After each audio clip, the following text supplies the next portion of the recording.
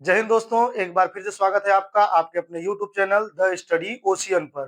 दोस्तों हम लोग एक नई क्लास को फिर से लेकर के हाजिर हो चुके हैं। तो चलिए स्टार्ट करते हैं दोस्तों। आज के हम अपने इंडियन पॉलिटी के क्वेश्चन प्रैक्टिस पर, ठीक है। तो चलिए स्टार्ट करते हैं आज की क्लास को। और दोस्तों आज का जो पहला क्वेश्चन है वह है भारतीय संविधान में मूल ढांचा का सिद्धांत को किस मामले में स्पष्ट किया गया था। दोस्तों किस मामले में स्पष्ट किया गया था आप मुझे बताएंगे, ठीक है। तो क्या जो हमारे संविधान का जो बेसिक स्ट्रक्चर का कॉन्सेप्ट है, क्या ये गोलकनाथ केस से लिया गया था, ये मिनर्वा मिल्स केस में लिया गया था, ये केशवानंद भारती केस में लिया गया था, या इंदिरा साहनी केस में ये डिसीजन लिया गया था कि बेसिक स्ट्रक्चर भी कुछ होता है, संविधान का एक बेसिक स्ट्रक्चर होता है। यह कॉन्सेप्ट किस केस के तहत आया है आप मुझे बताएंगे। तो इसका सही आंसर क्या होगा दोस्तों? केशवानंद भारती केस 1973।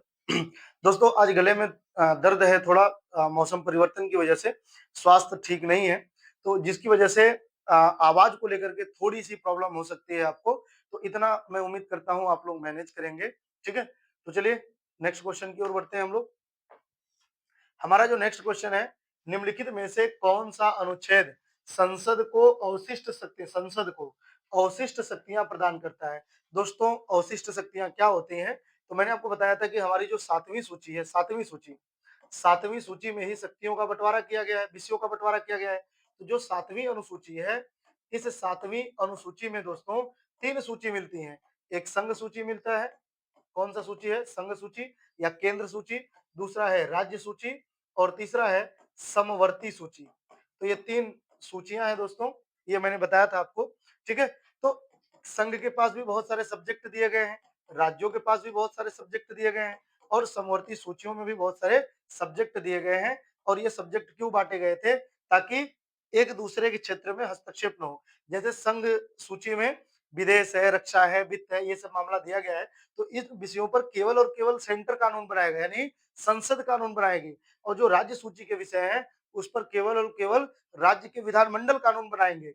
और जो समवर्ती सूची है दोस्तों, इस पर दोनों ही संघ भी कानून बना सकता है और राज्य भी बना सकता है। लेकिन जब भी टकराहट की स्थिति होगी तो एक आर्टिकल है, आर्टिकल नंबर 254, वो कहता है कि अगर कभी सातवीं अनुसूची के दिए गए विषयों में टकराहट की स्थिति होता है, यानी समवर्ती सूची पर केंद्र भी कानून बनाया है, राज्य भी कानून बनाया है, तो हमेशा संघ सूची का कानून प्रभावी होगा। ऐसी बातें आर्टिकल नंबर 254 में बताई गई हैं। क्लियर है? तो दोस्तों जो भी विषय इसमें नहीं शामिल है, जैसे संघ के पास आपको पता है कि वर्तमान में 98 सब्जेक्ट हैं, मूल संविधान में 97 थे और कहीं पर 100 आपको दिखाई देगा, लेकिन वर्तमान में 98 ही है। जो राज्य सूची के पास थे दोस्तों, वो अभी 61 है, पहले ये 66 हुआ करते थे। जो समवर्ती सूची है दोस्तों, इसमें अभी 52 है, पहले ये 47 हुआ करते थे। तो दोस्तों ये सब्जेक्ट का बंटवारा है कि किस मैटर पर कौन कानून बनाएगा।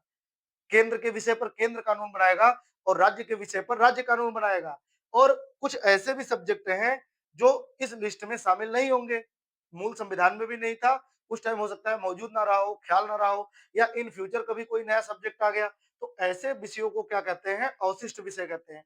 वह विषय जो सातवीं सूची में शामिल नहीं है, इन विषयों को क्या कहते हैं? अवशिष्ट शक्तियां।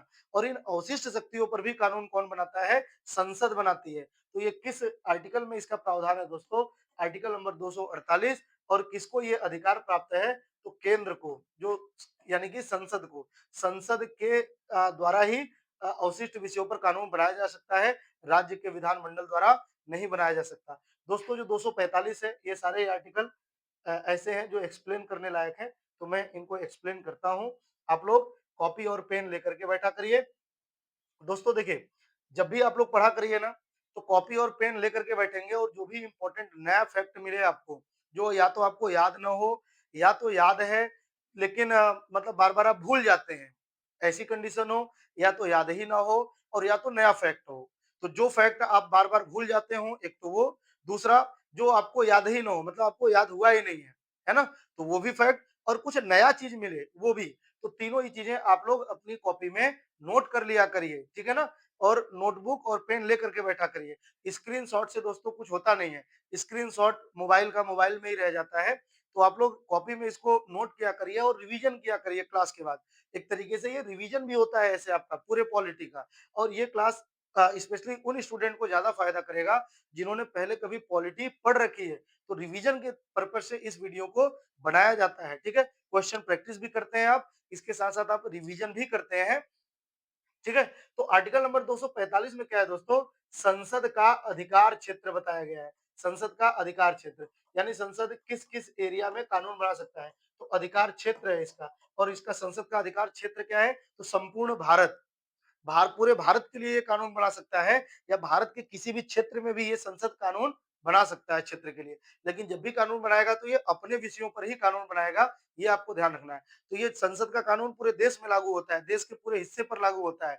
इतना ही नहीं, भारत का कोई नागरिक अगर विदेश में है, तो उस व्यक्ति के ऊपर भी, उस नागरिक के ऊपर भी संसद के कानून लागू होते हैं। और 46 में दोस्तों संसद का विषय बताया गया है। जो 7वीं अनुसूची है ना, 7वीं अनुसूची इसी से संबंधित है। तो संविधान, अरे सॉरी, संसद होगा ना, तो संसद के विषय, संसद के विषय, जो विषयों का बंटवारा है दोस्तों, इसी आर्टिकल के तहत 7वीं अनुसूची गठित की गई थी। 248 में अवशिष्ट विषय है, और 249 दोस्तों बहुत इंपॉर्टेंट आर्टिकल है ये तो वेरी वेरी वेरी इंपॉर्टेंट वाला आर्टिकल है, जो आपको याद होना चाहिए।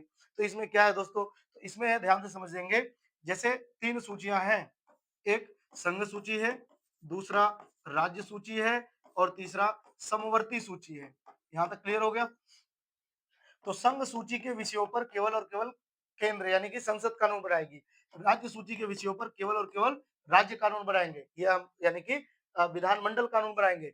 लेकिन दोस्तों ये कहा गया है अनुच्छेद 249 के तहत कि यदि कोई आकस्मिक, कोई राष्ट्रीय महत्व का विषय मालूम पड़े, राष्ट्रीय महत्व का विषय मालूम पड़े, तो अकस्मात कुछ ऐसा विषय, ऐसी कोई विषय लगे राज्य के पास, ध्यान से सुनना है, ये संघ का नहीं है, ये समवर्ती का नहीं है, ये किसका है? राज्य का। तो राज्य को जो विषय दिए गए हैं, राज्य के पास टोटल विषय अभी कितने हैं? तो टोटल विषय है, सब्जेक्ट है इसके पास 61। तो राज्य के पास जो विषय दिए गए हैं 61, इनमें से भी अगर ऐसा कोई सब्जेक्ट लगता है जो राष्ट्रीय महत्व का है, और इस पर अभी तुरंत कानून बनाया जाना चाहिए, और कानूनों में समरूपता रहनी चाहिए, क्योंकि दोस्तों हर राज्य के जो विधानमंडल है वो अपने अकॉर्डिंग, अपने अनुसार कानून बनाएंगे। तो हर राज्य का जो राज्य सूची पर कानून होंगे, वो हो सकता है अलग-अलग हो। जैसे कृषि है, तो कृषि को लेकर के राज्य अपना कोई और कानून बनाएगा, दूसरा राज्य कृषि को लेकर के कोई और कानून बनाएगा, तीसरा कोई, तो नियम अलग-अलग हो सकते हैं हर राज्य के। तो इन कानूनों में समरूपता रहे, और वो विषय राष्ट्रीय महत्व के प्रतीत होते हों। कैसे? राष्ट्रीय महत्व के, है ना? तो ऐसी कंडीशन में क्या हो सकता है दोस्तों? अगर कोई विषय जो राज्य के पास हो, वो संसद को ऐसा लगे कि ये राष्ट्रीय महत्व का है, और संसद मतलब लोकसभा और राज्यसभा, तो यहाँ पे केवल और केवल आप राज्यसभा देखेंगे, क्योंकि राज्यसभा के पास ही ये शक्ति है। तो यदि, अब इसका जो निष्कर्ष है वो क्या है? यदि राज्यसभा को ऐसा लगता है कि राज्य सूची के किसी विषय को राष्ट्रीय महत्व का घोषित करके उस पर संसद को कानून बनाने का अधिकार दिया जाना चाहिए, तो वो भी राज्यसभा अपने 2/3 बहुमत से, अपने 2/3 बहुमत से, जो राज्यसभा के सदस्य हैं, वो 2/3 बहुमत से क्या करेंगे? राज्य सूची के किसी विषय को संघ सूची में शामिल कर सकते हैं। तो राज्य सूची के किसी विषय को संघ सूची में भी डाला जा सकता है। हालाँकि इसका जो टाइम ड्यूरेशन होता है, जो इसका समय होता है, वो केवल 1 वर्ष के लिए होता है। 1 वर्ष के बाद यह वापिस से, मतलब इनका संसद का अधिकार क्षेत्र खत्म हो जाता है, और वो राज्य में चले जाते हैं। क्लियर है? तो राज्य सूची में जो विषय हैं, इन पर संसद भी कानून बना सकती है, लेकिन वो कब बना सकती है? जब राज्यसभा अपने 2/3 बहुमत से एक विशेष प्रस्ताव पारित करे, और उस विशेष प्रस्ताव में ये लिखा हो कि ये जो राज्य सूची का विषय है, यह राष्ट्रीय महत्व का है, और इस विषय को हम इस संघ सूची में शामिल कर रहे हैं, यानी कि संसद को कानून बनाने का अधिकार दे रहे हैं, और संसद कानून बना सकती है, और कितने समय के लिए? 1 वर्ष के लिए। तो इसका जो वैलिडिटी होता है मात्र 1 वर्ष होता है। ये केवल इसीलिए बनाया गया है कि इमरजेंसी में अगर कभी कुछ ऐसी कंडीशन आ जाए, अकस्मात कुछ ऐसी ज़रूरत पड़ जाए कि राज्य सूची के किसी विषय पर टेम्परेरी तुरंत कानून बनाना हो, तुरंत ही कानून बनाना हो, लेकिन वह कानून परमानेंट न रहे, टेम्परेरी रहे, समरूपता रहे सभी कानूनों में, तो उसको संसद को हैंडओवर किया जाता है। और ये संसद को जो हैंडओवर किया जाता है, ये करता कौन है? तो ये राज्यसभा करती है, ये आपको ध्यान रखना है। तो यही बात बताया गया है 249 में, कि राज्यसभा, इसका जो शब्द है वो क्या है? राज्यसभा अपने 2/3 बहुमत से राज्य सूची को राष्ट्रीय महत्व का घोषित करके संसद को कानून बनाने का अधिकार दे सकती है। और ये कितने समय के लिए होता है दोस्तों? 1 वर्ष के लिए, ठीक है? चलिए नेक्स्ट क्वेश्चन की ओर बढ़ते हैं।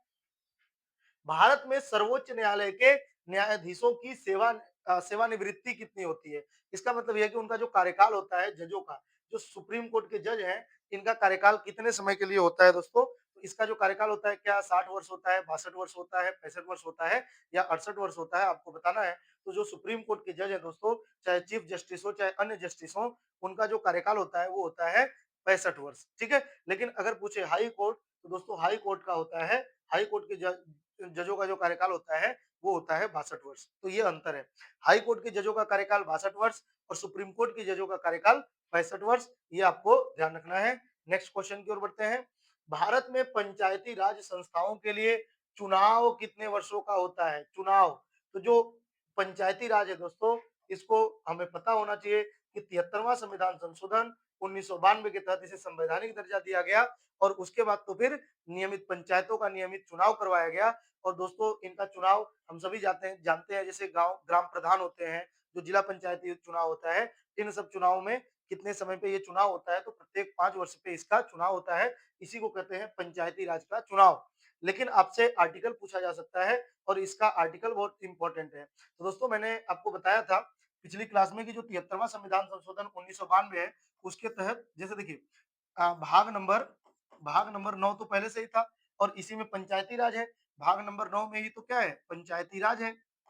पंचायती राज किस भाग में है? तो पंचायती राज दोस्तों ये तो भाग नंबर 9 में है और इसमें एक आर्टिकल था। आर्टिकल कौन सा था? 343 था। लेकिन इसमें और भी जो 42वां संविधान जो 73वां संविधान संशोधन 1992 था, इसमें और भी आर्टिकल जोड़े गए। तो 243 ए से लेकर के और 243 ओ तक 243 ओ तक इसमें आर्टिकल्स ऐड किए गए हैं, ठीक है ना? और ये सारे के सारे पंचायतों के बारे में बताते हैं। तो कौन सा ऐसा आर्टिकल है जो पंचायत के चुनाव से संबंधित है? तो दोस्तों 243 के ये बहुत इंपॉर्टेंट आर्टिकल है जो पंचायती चुनाव के बारे में बताया गया है, ठीक है ना? पंचायती चुनाव के बारे में बताया गया है और 243 के में बताया गया है कि जो पंचायतों का चुनाव होगा वह राज्य निर्वाचन आयोग करवाएगा। कौन करवाएगा? राज्य निर्वाचन आयोग। राज्य निर्वाचन आयोग करवाएगा, ठीक है? तो हर राज्य का अपना निर्वाचन आयोग होता है, तो राज्य का निर्वाचन आयोग ही पंचायती राज का चुनाव करवाता है और ये किस आर्टिकल में प्रावधान है? तो 243 के में इसका प्रावधान किया गया है, ये आपको ध्यान रखना है दोस्तों। नेक्स्ट क्वेश्चन है, निम्नलिखित में से कौन सा मौलिक अधिकार 44वें संविधान संशोधन द्वारा हटाया गया था? तो कौन सा ऐसा मौलिक अधिकार है जो 44वें संविधान संशोधन द्वारा हटाया गया था? तो क्या समानता का अधिकार है? क्या संपत्ति का अधिकार है? क्या स्वतंत्रता का अधिकार है? या धर्म की स्वतंत्रता है दोस्तों? तो संपत्ति के अधिकार को 44वें संविधान संशोधन 1978 द्वारा इसे हटा दिया गया। तो मूल अधिकार से हटाया गया, संविधान से नहीं हटाया गया। इसको मूल अधिकार से हटाया गया। और ये पहले जो संपत्ति का अधिकार था दोस्तों, ये 2 आर्टिकल्स में हुआ करता था। एक आर्टिकल था आर्टिकल नंबर 31, इसमें संपत्ति का अधिकार था और दूसरा आर्टिकल था दोस्तों 19 वन का एफ, ठीक है? एफ।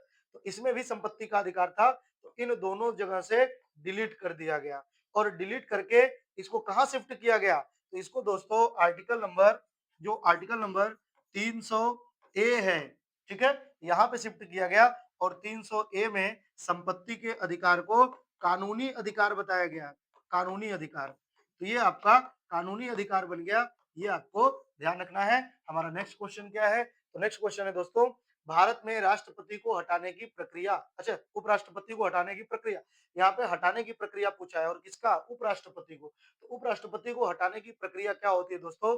तो देखिए इनके प्रक्रिया में शामिल कौन होता है? तो क्या केवल लोकसभा शामिल होता है, केवल राज्यसभा शामिल होता है, संसद के दोनों सदन शामिल होते हैं या सर्वोच्च न्यायालय? ये दो तरह के क्वेश्चन पूछे जाते हैं। सबसे पहले तो एक क्वेश्चन होता है दोस्तों कि प्रक्रिया की शुरुआत कहाँ से होगी, प्रक्रिया का प्रारंभ कहाँ से होता है? एक तो ये है और दूसरा है प्रक्रिया में शामिल कौन होता है? प्रक्रिया में शामिल कौन होता है? ये दो तरह के क्वेश्चन होते हैं। तो यहाँ पे प्रक्रिया में शामिल पूछा हुआ है, तो प्रक्रिया में शामिल दोस्तों संसद के दोनों सदन शामिल होते हैं, मैं बताऊंगा कैसे। लेकिन प्रक्रिया का प्रारंभ पूछेगा कि उपराष्ट्रपति को हटाने के लिए प्रस्ताव कहाँ पर सबसे पहले लाया जाएगा। तो ऐसा नहीं कि दोनों सदनों में कहीं भी लाया जाएगा, जब भी लाया जाएगा तो केवल और केवल राज्यसभा में।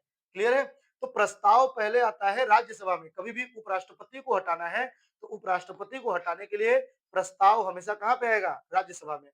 तो प्रस्ताव का प्रारंभ यहाँ पे होता है। कहाँ पे? राज्यसभा में। क्लियर है? हमेशा और हमेशा राज्यसभा में ही प्रस्ताव आएगा उपराष्ट्रपति को हटाने के लिए। लोकसभा में कभी भी प्रस्ताव नहीं आ सकता। एक तो ये ध्यान रखेंगे। फिर जो राज्यसभा के सदस्य हैं दोस्तों, ये अपने पूर्ण बहुमत से उपराष्ट्रपति को हटा सकते हैं। ठीक है? तो पूर्ण बहुमत से हटा सकते हैं, यानी जितने भी सदस्य हैं, कुल संख्या है उसका 1/2, यानी कि आधे सदस्य प्रस्ताव पारित करके उपराष्ट्रपति को हटा सकते हैं। ये आपको ध्यान रखना है। ठीक है ना? तो कुल सदस्यों का 1/2 सदस्य राज्यसभा से प्रस्ताव पारित करके इसको उपराष्ट्रपति को हटा सकते हैं। लेकिन जब ये प्रस्ताव पारित होता है तो उपराष्ट्रपति तुरंत नहीं हट जाएगा, फिर वह प्रस्ताव जाता है लोकसभा में। यानी कि राज्यसभा से ये प्रस्ताव पारित होता है और फिर ये प्रस्ताव कहाँ जाता है? लोकसभा में। और लोकसभा में उपस्थित और मतदान करने वाले हैं और उनका वोटिंग का साधारण बहुमत चाहिए, यानी उपस्थित और मतदान करने वाले के आधा।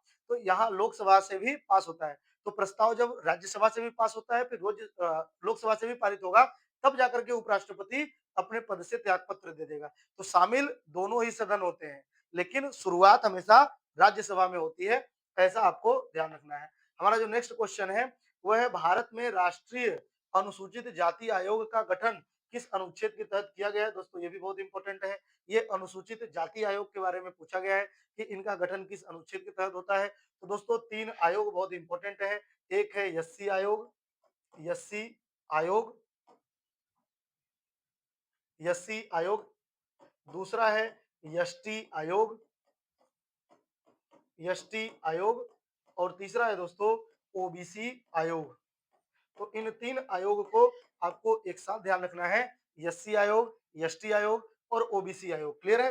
जो एससी आयोग है दोस्तों, ये आर्टिकल नंबर 338 में है। जो एसटी आयोग है ये आर्टिकल नंबर 338 के ए में है। और जो ओबीसी आयोग है ये 338 बी में है। और इन तीनों को ही आपको एक साथ ध्यान रखना है। SC ST OBC, SC ST OBC, SC 338, ST 338 ए और ओबीसी 338 बी। इनको आपको एक साथ ध्यान रखना है। फिर मैं आपको बताऊं कि जो ये दोस्तों आपको पता है, ये तो हमारे मूल संविधान में दिख रहा है क्योंकि आर्टिकल है, लेकिन यहाँ पे ए और बी लिखा हुआ है, जिससे ये मालूम होता है कि ये दोनों आयोग संविधान में बाद में जोड़े गए। तो ये कब जोड़ा गया था दोस्तों? तो जो ये एसटी आयोग है, एसटी आयोग, ये 2004 में जोड़ा गया था। 2004 में इस आयोग को स्थापित किया गया था। और ये जो ओबीसी आयोग है दोस्तों, यह 2018 में स्थापित किया गया था। क्लियर है? ओबीसी आयोग 2018 में स्थापित किया गया था। ये आपको ध्यान रखना है। ठीक है? और किस संशोधन द्वारा? तो ये इसका संशोधन है 102वां संविधान संशोधन। संविधान संशोधन के द्वारा ओबीसी आयोग गठित की गई थी। नेक्स्ट क्वेश्चन है, निम्नलिखित में से कौन सा अनुच्छेद राज्यपाल के पद का प्रावधान करता है? तो राज्यपाल के पद का प्रावधान है दोस्तों, राज्यपाल का पद। तो राज्यपाल का पद किस आर्टिकल में दिया हुआ है? क्या 155, 213, 153, 154? तो इसका सही आंसर क्या होगा दोस्तों? जो राज्यपाल के पद का प्रावधान है वो प्रावधान है 153 में। क्लियर है? 155 में राज्यपाल की नियुक्ति बताया गया है कि जो राज्यपाल है इसकी नियुक्ति, तो इसमें राज्यपाल की नियुक्ति बताया गया है। और राज्यपाल की नियुक्ति कौन करता है? तो राज्यपाल की नियुक्ति करता है राष्ट्रपति। क्लियर है? राष्ट्रपति राज्यपाल की नियुक्ति करता है। 213 में क्या है दोस्तों? तो 213 में है जो राज्यपाल का अध्यादेश है, राज्यपाल का अध्यादेश। जैसे राष्ट्रपति का अध्यादेश 123 में है, ऐसे ही राज्यपाल का अध्यादेश 213 में है। क्लियर है? अध्यादेश। और 154 में क्या है दोस्तों? तो 154 में बताया गया है कि जो राज्य की कार्यपालिका का प्रमुख होगा, राज्य की कार्यपालिका का प्रमुख, कार्यपालिका का प्रमुख, राज्य की कार्यपालिका का प्रमुख कौन होता है? राज्यपाल। जैसे केंद्र की कार्यपालिका का प्रमुख राष्ट्रपति होता है, ऐसे ही राज्य की कार्यपालिका का प्रमुख राज्यपाल होता है। ये भी आपको ध्यान रखना है। भारतीय संविधान में न्यायपालिका की स्वतंत्रता, जो न्यायपालिका की स्वतंत्रता है, यह किसके द्वारा सुनिश्चित की जाती है? शक्ति के पृथक्करण सिद्धांत के द्वारा, मौलिक अधिकारों के द्वारा, नीति निर्देशक तत्वों के द्वारा या मौलिक कर्तव्य के द्वारा। तो दोस्तों इसका सही आंसर क्या होगा? शक्ति के पृथक्करण के द्वारा। शक्ति का पृथक्करण का मतलब क्या होता है दोस्तों? शक्ति के पृथक्करण का मतलब होता है कि विधायिका केवल अपना मामला देखेगी, दूसरे के मामले में हस्तक्षेप नहीं करेगी। तो विधायिका, विधायिका, ठीक है? विधायिका का मतलब होता है संसद, जो कानून बनाती है। हमारे यहाँ संसद है विधायिका, और दूसरी है कार्यपालिका। दूसरी कौन सी है? कार्यपालिका।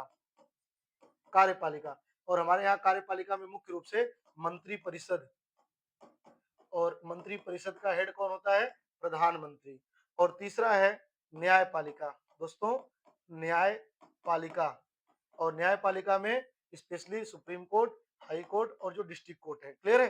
तो ये एक तरीके से तीनों, अब स्वतंत्रता का मतलब होता है, स्वतंत्रता का मतलब होता है कि ये तीनों शक्ति के पृथक्करण का क्या मतलब होता है कि ये तीनों ही बिल्कुल पृथक होंगे। कोई किसी के मैटर में हस्तक्षेप नहीं करेगा, कोई किसी को डिस्टरबेंस नहीं करेगा, कोई किसी के ऊपर दबाव क्रिएट नहीं करेगा। है ना? दबाव का मतलब यह है कि तुम हमारे अकॉर्डिंग चलो, ऐसा दबाव क्रिएट नहीं किया जाएगा। तो ये तीनों ही बिल्कुल पृथक होंगे, तभी जो न्यायपालिका की स्वतंत्रता है ये बनी रहेगी। अब सोच करके देखिए कि न्यायपालिका कोई डिसीजन देता है और ये दोनों उस मामले में हस्तक्षेप करते हैं, न्यायपालिका के जजों को परेशान करते हैं तरह तरह के प्रस्ताव पारित करके या कानून लागू करके। तो ऐसी कंडीशन में दोस्तों हमारी जो न्यायपालिका है वह स्वतंत्र नहीं रह पाएगी। तो जितना बढ़िया शक्तियों का पृथक्करण होगा, मतलब ये कि कोई एक दूसरे के मैटर में हस्तक्षेप नहीं करेगा, उतना ही हमारी न्यायपालिका क्या होगी? स्वतंत्र होगी। ठीक है? चलिए नेक्स्ट क्वेश्चन की ओर बढ़ते हैं। निम्नलिखित में से कौन सा निकाय गैर संवैधानिक है? गैर संवैधानिक पूछा हुआ है दोस्तों। तो गैर संवैधानिक का अर्थ क्या होता है? गैर संवैधानिक का अर्थ होता है कि वह निकाय, वह संस्था जो संविधान में वर्णित नहीं है। तो संविधान में वर्णित ना हो, संविधान में वर्णित ना हो, लेकिन काम संवैधानिक तरीके से करता हो। संविधान में उसका कहीं मेंशन नहीं है, लेकिन वह काम संविधान को स्ट्रॉन्ग करने के लिए करता है, संविधान के अनुरूप काम करता है। तो ऐसी संस्थाओं को क्या कहते हैं?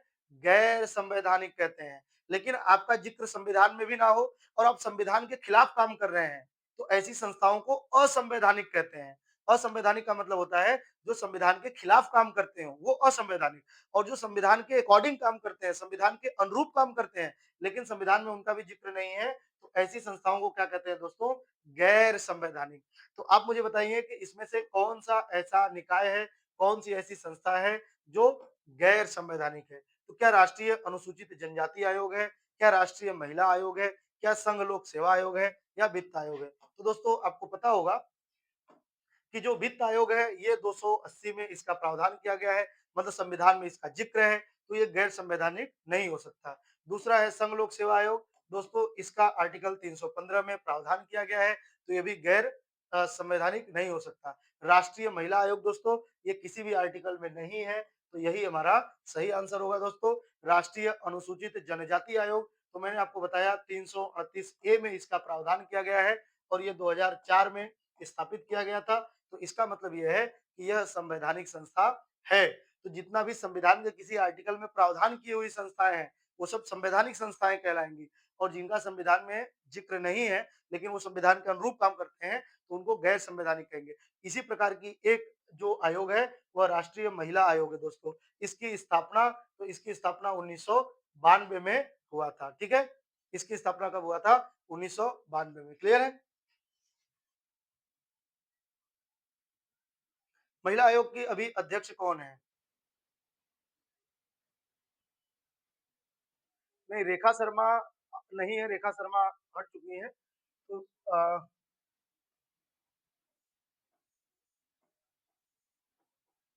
कोई किशोर करके हैं, मुझे अभी ध्यान नहीं आ रहा है। राहटकर करके हैं, राहटकर करके है दोस्तों, सही से नाम मुझे याद नहीं आ रहा है। आप लोग सर्च करके देख लीजिएगा, अभी दिमाग पर उनका नाम चढ़ नहीं रहा है। तो आप लोग देख लीजिएगा कि उनका नाम क्या है, कुछ ऐसा ही नाम है। ठीक है? अभी मुझे इनका नाम ध्यान नहीं आ रहा है। तो ये अभी वर्तमान में रेखा शर्मा के बाद ये महिला आयोग की अध्यक्ष बनी है। महिला आयोग का अध्यक्ष हमेशा एक महिला ही होती है।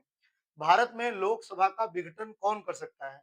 तो लोकसभा का विघटन कौन कर सकता है दोस्तों? क्या राष्ट्रपति कर सकता है, प्रधानमंत्री कर सकता है, लोकसभा का अध्यक्ष कर सकता है या सर्वोच्च न्यायालय? तो इसका सही आंसर क्या होगा? राष्ट्रपति। और किसकी सलाह पर? तो मंत्री परिषद की सलाह सॉरी प्रधानमंत्री की सलाह पर ज्यादा सही हो जाएगा। मंत्रिपरिषद भी सही है और प्रधानमंत्री भी सही है।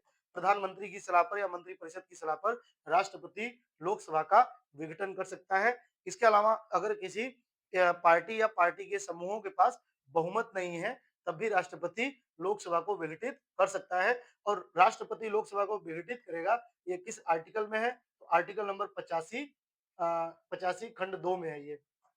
ठीक है, तो आर्टिकल नंबर 85 आप ध्यान रखिएगा। आर्टिकल नंबर 85 में ही ये प्रावधान किया गया है कि राष्ट्रपति लोकसभा को भंग भी कर सकता है। नेक्स्ट क्वेश्चन, निम्नलिखित में से कौन सा अनुच्छेद अस्पृश्यता निवारण से संबंधित है, यानी छुआछूत उन्मूलन से संबंधित है? क्या अनुच्छेद 16 है, क्या अनुच्छेद 18 है, क्या अनुच्छेद 17 है, अनुच्छेद 23 है? तो इसका सही आंसर क्या होगा दोस्तों? अनुच्छेद 17। लेकिन मुझे ये नहीं बताना है, मुझे आपको बताना है जो यहाँ से कानून पूछे जाते हैं कि आपसे पूछा जाएगा। देखिए, ध्यान से समझिए आप, हमारे संविधान में समानता स्थापित करने के लिए आर्टिकल नंबर 17 में प्रावधान किया गया। आर्टिकल नंबर 17 में क्या प्रावधान किया गया? तो आर्टिकल नंबर 17 में कहा गया कि हमारे देश में जो अस्पृश्यता होगी, जो अनटचेबिलिटी होगी, जो छुआछूत होगा, अस्पृश्यता का अंत होगा। अस्पृश्यता का क्या होगा? अंत होगा, निषेध होगा। बस संविधान में तो यही प्रावधान है। तो जाहिर सी बात है, इसको लेकर के संसद को कानून बनाने पड़ेगा कि पहली बात की अस्पृश्यता कहेंगे किसे, यानी छुआछूत किसे कहेंगे, और दूसरा यदि कोई छुआछूत करता है तो उसको क्या दंड होगा, ये कानून तो संसद को बनाना पड़ेगा। तो संसद ने इसको लेकर के दोस्तों कानून बनाया, तो इसी के तहत, इसी के अंडर में संसद ने कानून बनाया है। ठीक है, और उसका नाम क्या है? अस्पृश्यता, अस्पृश्यता या छुआछूत निवारण या अपराध अधिनियम कहते हैं इसको। अस्पृश्यता अपराध निवारण अधिनियम। तो ये कब बना था? 1955। और ये कानून आपसे पूछा जाता है कि अस्पृश्यता निवारण अधिनियम कब बना था, अस्पृश्यता अपराध अधिनियम कब बना था, ये क्वेश्चन पूछता है दोस्तों 1955। आप इसका आंसर करेंगे, ये आपको ध्यान रखना है। फिर दोस्तों इसी में चेंज किया गया, संशोधन किया गया था 1976 में। तो 1976 में इस कानून का नाम ही चेंज कर दिया गया। तो ये कर दिया गया नागरिक अधिकार अधिनियम। नागरिक अधिकार, नागरिक अधिकार अधिनियम 1976। तो ये इसमें दो चीजें आप ध्यान रखेंगे, एक अस्पृश्यता अपराध निवारण अधिनियम कब बना था? 1955। और दूसरा इसका नाम कब चेंज किया गया? नागरिक अधिकार अधिनियम 1976 कर दिया गया। ये आपको ध्यान रखना है। 16 में लोक नियोजनों में अवसर की समता, 17 में उपाधियों का अंत, और 23 में दोस्तों जो बलात्श्रम है, जो मानव दुर्व्यापार है और जो बेगारी है, इसका उन्मूलन, उसको निषेध किया गया है। हमारा नेक्स्ट क्वेश्चन है, भारत में किसी राज्य विधानसभा में सदस्यों की अधिकतम संख्या। तो राज्य के विधानसभा में पूछा हुआ है कि मैक्सिमम मेंबर कितने हो सकते हैं। तो दोस्तों जैसे राज्यों में, जैसे केंद्र में संसद होता है, ऐसे ही प्रत्येक राज्य में विधानमंडल होते हैं। क्या होते हैं? विधानमंडल होते हैं। और विधानमंडल के होते हैं दो हाउस, एक होता है विधानसभा जो लोकसभा जैसा होता है, और दूसरा होता है विधान परिषद जो राज्यसभा जैसा होता है। तो विधानसभा और विधान परिषद से ही मिलकर के विधानमंडल बनते हैं राज्य में। लेकिन बहुत सारे राज्यों में केवल एक ही विधानसभा होता है। हालांकि अगर किसी से मिल करके बन रहा है तो तीन पार्ट होते हैं, विधानसभा, विधान परिषद और राज्यपाल। लेकिन हाउस इसके दो होते हैं, विधानमंडल के दो हाउस होते हैं, एक हाउस होता है विधानसभा और एक हाउस होता है विधान परिषद। तो इसमें विधानसभा में, किसी राज्य की विधानसभा में कितने मेंबर होंगे? तो हर राज्य में दोस्तों अलग अलग मेंबर है ना। जैसे उत्तर प्रदेश में अलग होगा, उत्तराखंड में अलग होगा, मध्य प्रदेश में अलग होगा, छत्तीसगढ़ में अलग होगा। तो ये अलग अलग होंगे उनकी जनसंख्या के अकॉर्डिंग। तो विधानसभा में, किसी राज्य की विधानसभा में टोटल मेंबर कितने होंगे, कितने हो सकते हैं? तो जो कुल अधिकतम मेंबर हो सकते हैं, कुल अधिकतम मेंबर हो सकते हैं, वो हो सकते हैं 500। 500 से ज्यादा नहीं हो सकते। और कम से कम यानी कि न्यूनतम कितने होंगे? तो न्यूनतम होंगे दोस्तों 60। 60 से कम नहीं हो सकते। किसी राज्य की विधानसभा में 500 से ज्यादा नहीं होंगे, 60 से कम नहीं होंगे। हालांकि अपवाद है, कुछ राज्यों के पास 60 से कम है। और विधान परिषद में अधिकतम कितने हो सकते हैं? तो विधानसभा की जो करंट संख्या है, विधानसभा में जो वर्तमान संख्या है, उसका 1/3। तो विधानसभा का जो करंट संख्या है उसका 1/3, 1/3।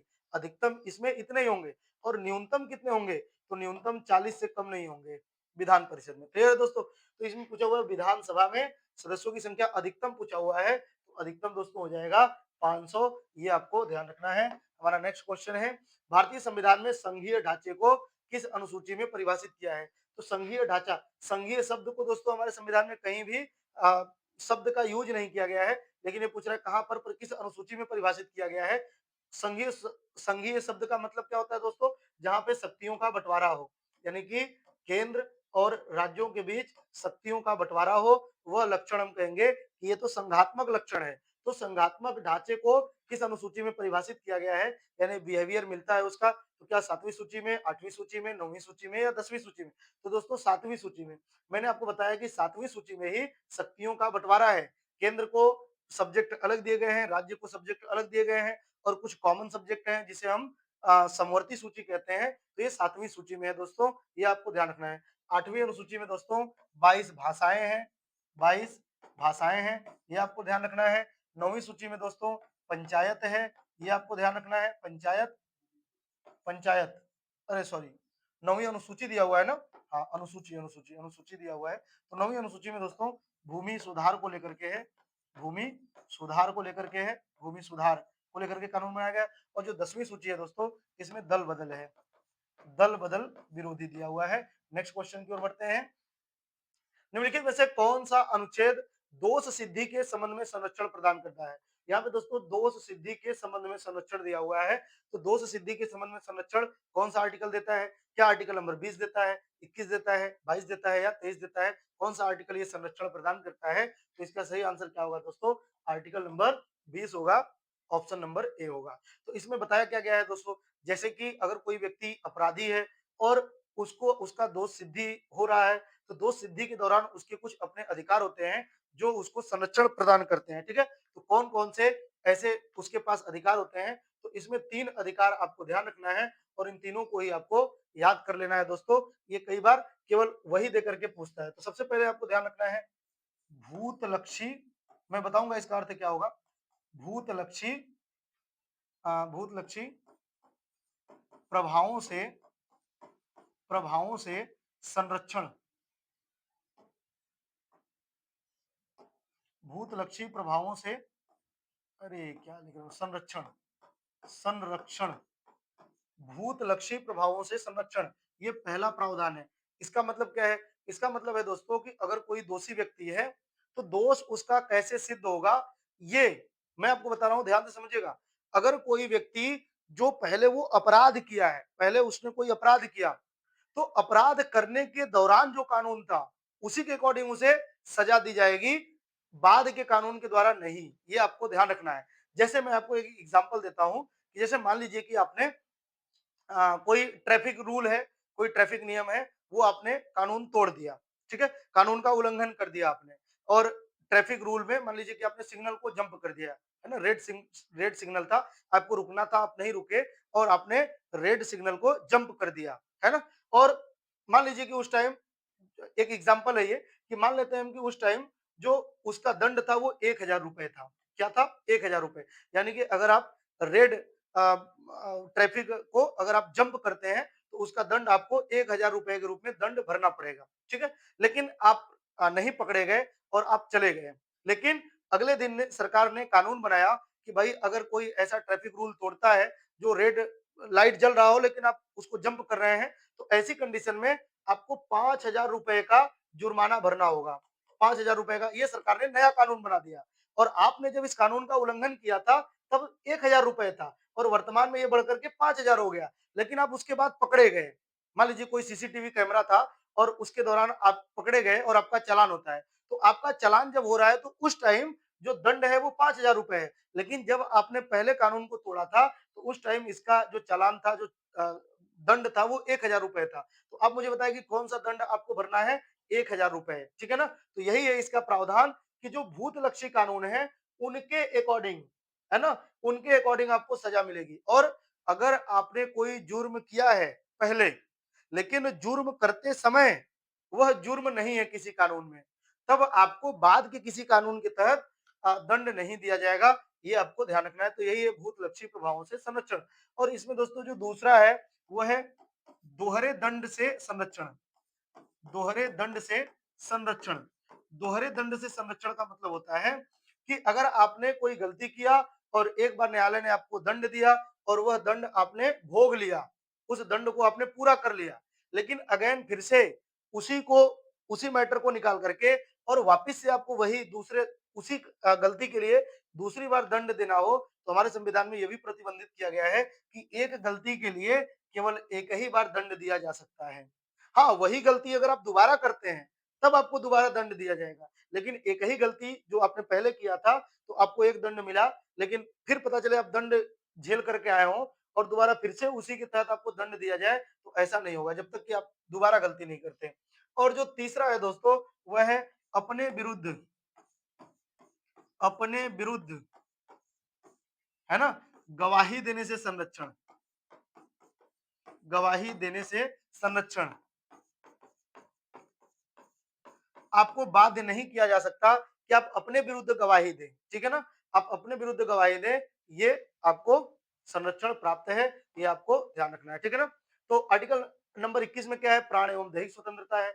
आर्टिकल नंबर 22 में क्या है? ये अपराध सिद्धि अपराध सॉरी ये तो दोष सिद्धि है ना, तो सही है। ये गिरफ्तारी के संबंध में संरक्षण है आर्टिकल नंबर 22। और आर्टिकल नंबर 23 में दोस्तों मानव दुर्व्यापार को प्रतिषेध किया गया है, निषेध किया गया है। नेक्स्ट क्वेश्चन है, भारत में दल बदल विरोधी कानून, जो दल बदल विरोधी कानून है, ये किस संशोधन द्वारा लागू किया गया था? तो क्या ये 52वां संविधान संशोधन, 54वां संविधान संशोधन, 73वां संविधान संशोधन या 86वां संविधान संशोधन? दोस्तों इसका सही आंसर क्या होगा? 52वां संविधान संशोधन। ईयर है 1985, 1985 आपको ध्यान रखना है। और किस अनुसूची के द्वारा? तो दोस्तों जो 10वीं अनुसूची थी, अनुसूची नंबर 10। अनुसूची नंबर कितना है? 10, ठीक है। नेक्स्ट क्वेश्चन है, भारत में मुख्य निर्वाचन आयुक्त को हटाने की प्रक्रिया कैसी है? जो हमारे मुख्य निर्वाचन आयुक्त हैं दोस्तों, जो इलेक्शन कमीशन के चीफ हैं, इनको हटाने की प्रक्रिया कैसी है? तो क्या सुप्रीम कोर्ट के न्यायालय को के जजों को जैसे हटाया जाता है वो प्रक्रिया है? क्या राष्ट्रपति को हटाने की जैसी प्रक्रिया है उसी प्रक्रिया से हटाते हैं? या लोकसभा के अध्यक्ष को हटाने की प्रक्रिया के समान है? या इनमें से कोई प्रक्रिया नहीं है, कुछ अलग ही प्रक्रिया है? आप मुझे बताइए कि चीफ जो इलेक्शन कमीशन है हमारे, उनको किस प्रकार से हटाया जाता है? तो उनको हटाने की प्रक्रिया दोस्तों सर्वोच्च न्यायालय के मुख्य न्यायाधीशों के समान है। तो दोस्तों क्या राष्ट्रपति को हटाने का और सुप्रीम कोर्ट के जजों को हटाने की प्रक्रिया अलग-अलग है? तो जी हाँ, ये अलग-अलग है। ठीक है? राष्ट्रपति के लिए तो सबसे पहले कुछ अंतर मैं बताता हूँ। ध्यान से सुनिएगा आप लोग और ये यूज भी लिख भी लेंगे आप अपनी कॉपी में। राष्ट्रपति को हटाने के लिए और सुप्रीम कोर्ट के जज को हटाने के लिए इनमें क्या-क्या अंतर है? वो अंतर मैं आपको बताता हूँ, 3-4 अंतर मैं बताता हूँ। जैसे पहला अंतर है दोस्तों कि राष्ट्रपति को हटाने के लिए महाभियोग शब्द का प्रयोग किया गया है। महाभियोग शब्द का प्रयोग किया गया है, जबकि सुप्रीम कोर्ट को हटाने के लिए महाभियोग शब्द का प्रयोग नहीं किया गया है। बोलचाल की भाषा में महाभियोग शब्द बोला जाता है, लेकिन संविधान में सुप्रीम कोर्ट के जजों को हटाने के लिए महाभियोग शब्द का प्रयोग नहीं किया गया है। ये तो पहली बात है। दूसरी दूसरा जो अंतर है दोस्तों वो हम लोग समझेंगे कि राष्ट्रपति को किस आधार पे हटाया जा सकता है और सुप्रीम कोर्ट के जज को किस आधार पे हटाया जा सकता है। तो हटाने का आधार, है ना? यहाँ पे आप लिख लेंगे हटाने का आधार। तो हटाने का आधार क्या है दोस्तों? वो हम लोग देखते हैं हटाने का आधार। तो हटाने का आधार जो राष्ट्रपति के पास है वह है जो संविधान है, संविधान का अतिक्रमण, संविधान का अतिक्रमण या उल्लंघन, अतिक्रमण। तो संविधान का अतिक्रमण करता है या उल्लंघन शब्द भी आ सकता है, उल्लंघन, उल्लंघन या अतिक्रमण, तो ये ध्यान रखेंगे आप। ठीक है? ये राष्ट्रपति के लिए यूज किया गया है, जबकि सुप्रीम कोर्ट के जज के लिए क्या यूज किया गया है कि यदि वह अ, अक्षमता यदि वह अ, अक्षमता है। और एक और चीज है जो मैं बोल रहा हूँ सुप्रीम कोर्ट के जज को हटाने के लिए, एक तो अक्षमता है और दूसरा एक और कोई चीज है,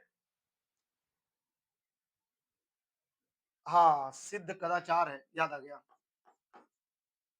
कदाचार, कदाचार शब्द है दोस्तों। तो एक कदाचार है।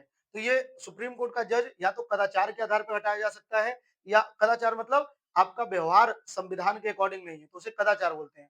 तो एक तो उसका कदाचार के आधार पे हटाया जा सकता है और दूसरा अक्षमता के आधार पे, और ये पूछा जाता है, ये आपको याद होना चाहिए कि सुप्रीम कोर्ट का जज किस आधार पे हटाया जाता है, अक्षमता और कदाचार के आधार पे, और राष्ट्रपति किस आधार पे हटाया जा सकता है, संविधान का अतिक्रमण करने के आधार पे हटाया जा सकता है, ये दूसरा है।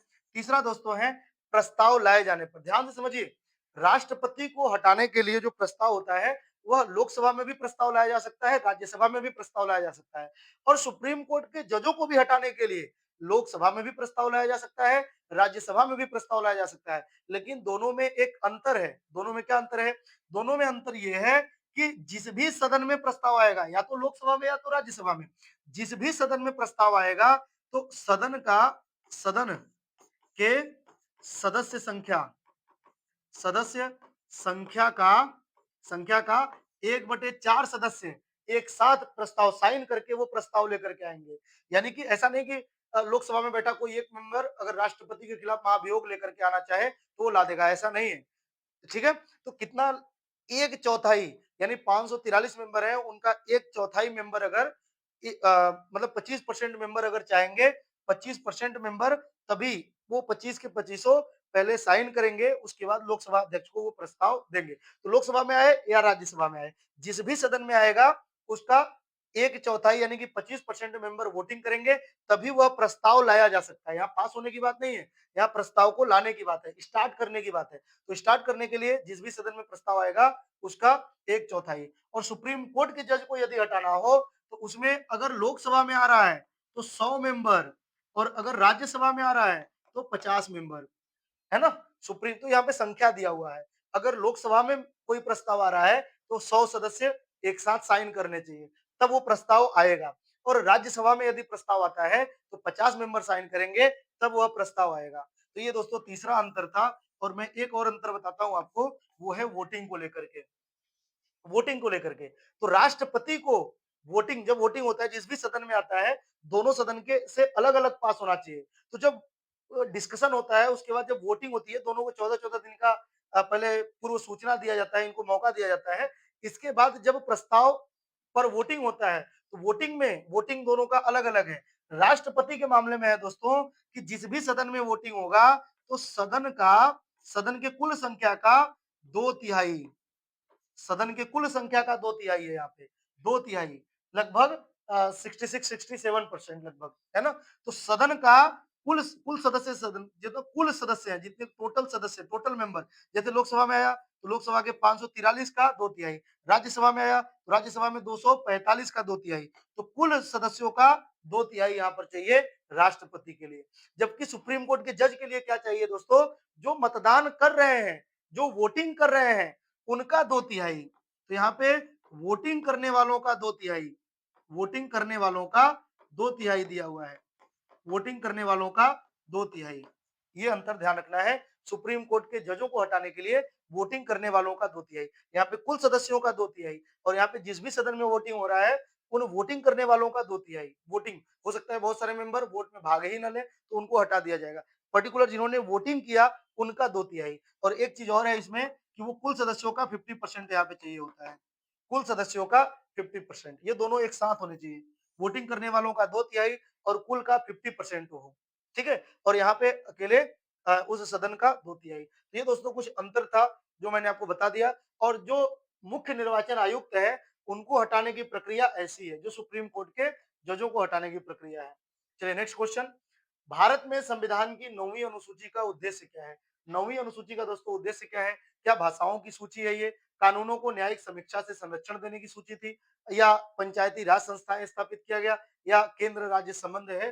तो इसमें 9वीं अनुसूची में पूछा हुआ है दोस्तों, तो ये कानूनों को न्यायिक समीक्षा से संरक्षण दिया गया था। इसमें दोस्तों जो सरकार भूमि सुधार कानून बना रही थी, तो भूमि सुधार कानूनों को लेकर के सर्वोच्च न्यायालय में चैलेंज किया जा रहा था, जैसे कि शंकरी प्रसाद बना भारत संघ केस था 1951 का। तो अगर सरकार भूमि सुधार को लेकर के जमींदारों से जमीन छीन करके गरीबों में बांटना चाहती थी, तो जो जमींदार थे वह न्यायालय चले जाते थे। इसीलिए सरकार ने सबसे पहले पहला संविधान संशोधन किया 1951, और इसके तहत 9वीं अनुसूची जोड़ी गई, और इस 9वीं अनुसूची में कहा गया कि इस 9वीं अनुसूची के तहत अगर कोई भी कानून बनाया जाता है तो आप न्यायालय नहीं जा सकते, यानी न्यायालय जाने से को लेकर के प्रतिबंध लगा दिया गया। और ये कानून जो बनाए जा रहे थे, ये भूमि सुधार को लेकर के बनाए जा रहे थे। बाद में इसमें दूसरे कानून भी बहुत सारे ऐड किए गए, तो ये आपको ध्यान रखना है। कानूनों को न्यायिक समीक्षा से संरक्षण इसका सही आंसर होगा दोस्तों। नेक्स्ट क्वेश्चन है, निम्नलिखित में से कौन सा अनुच्छेद अल्पसंख्यकों के सांस्कृतिक और शैक्षिक अधिकारों से संबंधित है? और ये एक मूल अधिकार है दोस्तों। ये अनुच्छेद 29 और 30 में है। ये आपको ध्यान रखना है, अल्पसंख्यकों के अधिकार से संबंधित है। भारत में वित्त आयोग का गठन कितने वर्षों के अंतराल पर होता है? तो दोस्तों, वित्त आयोग का जो गठन होता है, प्रत्येक वो कितने वर्ष पे होता है? तो प्रत्येक 5 वर्ष पे होता है दोस्तों। हमारे जो पहले वित्त आयोग का गठन किया गया था, वह ईयर पूछा जाता है, ईयर है 1951 का। और इसके जो अध्यक्ष थे, जो पहले वित्त आयोग थे, इसके अध्यक्ष कौन थे? तो इसके अध्यक्ष थे दोस्तों केसी नियोगी। केसी नियोगी। तो ये हमारे पहले वित्त आयोग के अध्यक्ष हैं। ठीक है। इसके अलावा दोस्तों, ये प्रत्येक 5 वर्ष पर गठित होता है, हर 5 वर्ष पे गठित होता है। जो चल रहा होता है उसके पहले ही उसी टाइम नेक्स्ट वाले का गठित कर दिया जाता है। तो जैसे अभी वर्तमान में कौन सा चल रहा है दोस्तों? तो वर्तमान में चल रहा है 15वां। ये 15वां वित्त आयोग गठित किया गया था। और 15वां वित्त आयोग का जो समय है वो कब से कब तक है? तो 2021 से लेकर के 2026 तक का इसका समय है। 2021 से लेकर के 2026 तक का समय है। और इसके अध्यक्ष कौन है? तो इसके अध्यक्ष है दोस्तों एन के सिंह। एन के सिंह है, ये आपको ध्यान रखना है। लेकिन दोस्तों, ये तो 15वां चल रहा है, लेकिन मैं आपको बताऊं कि 16वां भी गठित हो चुका है। जैसे ही ये खत्म होगा, उसके बाद फिर वो कंटिन्यू हो जाएगा। तो 16वां भी गठित हो चुका है। और 16वां कौन सा है दोस्तों? तो 16वां ये फिर 5 वर्ष के लिए होगा। तो 2026 से लेकर के इसका समय कितना होगा? 2026 से लेकर के 2031 तक का समय हो जाएगा ये। ठीक है। और इसके जो अध्यक्ष है दोस्तों, ये अरविंद पनगड़िया है। कौन है? अरविंद पनगड़िया। अरविंद पनगड़िया। क्लियर है? अरविंद पनगड़िया ये 16वें वित्त आयोग के अध्यक्ष बनाए गए हैं। नेक्स्ट क्वेश्चन है दोस्तों, निम्नलिखित में से कौन सा संशोधन जीएसटी से संबंधित है? वस्तु और सेवा कर जीएसटी से संबंधित है।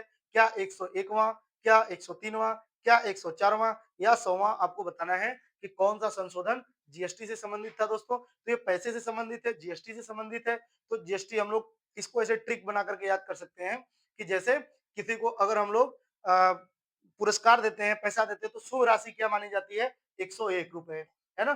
जैसे 101 करके 1 रुपए लगा करके, तो ऐसे ही 101वां संविधान संशोधन जीएसटी से संबंधित है।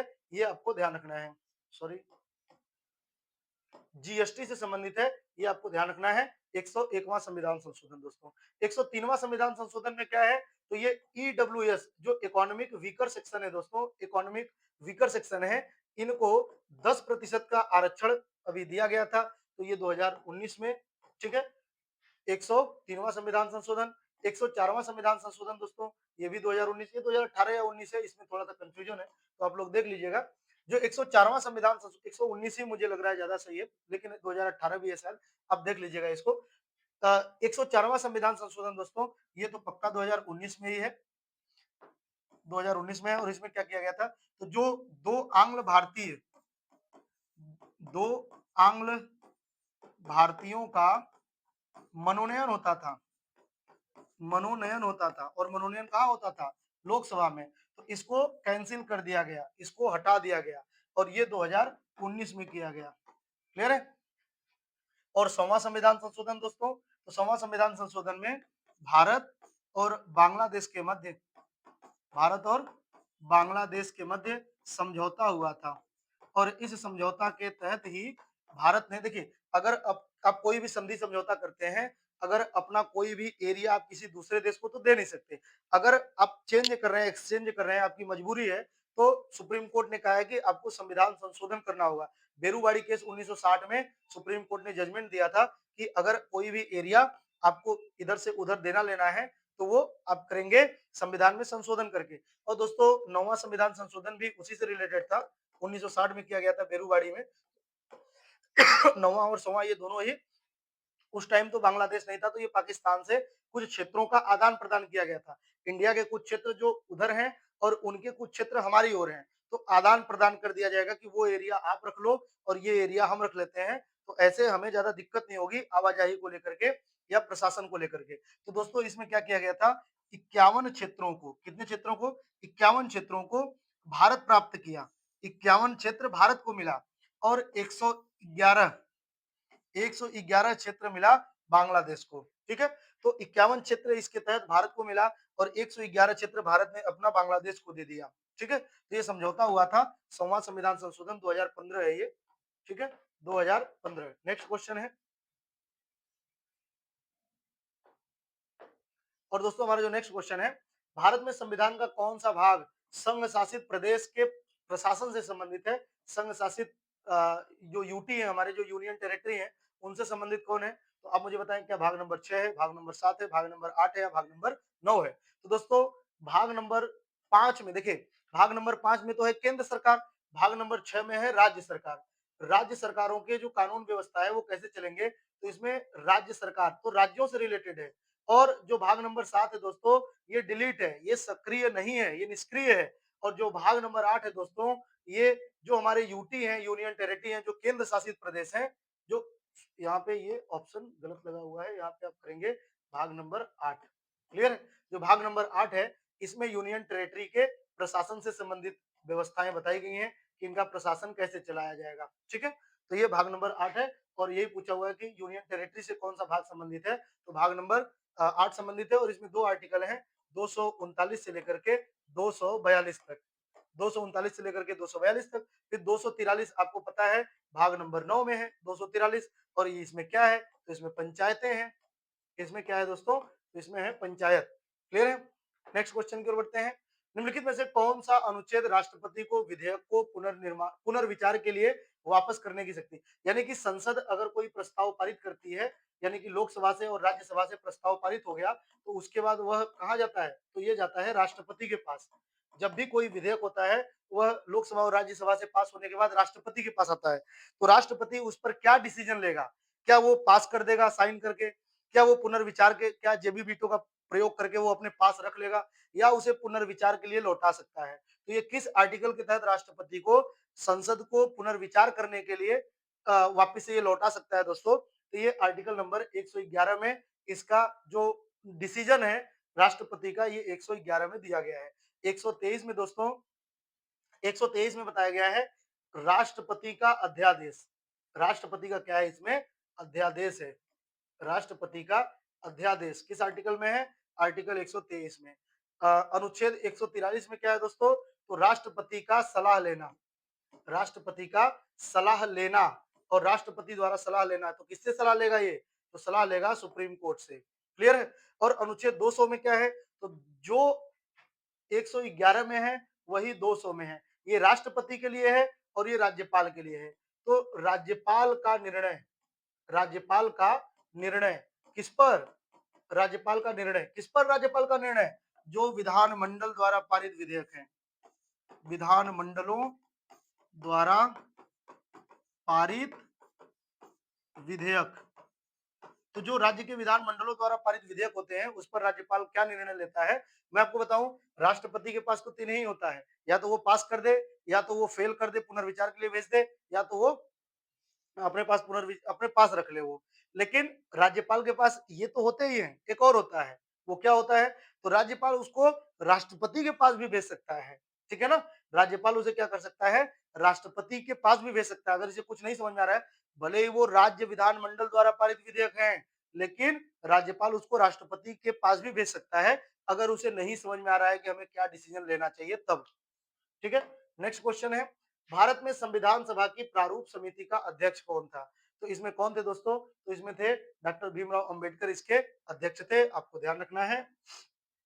और दोस्तों हमारा जो लास्ट क्वेश्चन है वो है अनुच्छेद राष्ट्रीय आपात कौन सा अनुच्छेद है जो राष्ट्रीय आपातकाल की घोषणा करता है? तो क्या 352 है, क्या 356 है, 360 है या 365 है? और दोस्तों इसका आंसर करेंगे आप लोग कमेंट बॉक्स में, इसका आंसर जरूर करिएगा दोस्तों। ठीक है? तो आज के लिए इतना ही, बाकी ढेर सारी शुभकामनाएं आपको, पढ़ते रहिए। जय हिंद, जय भारत।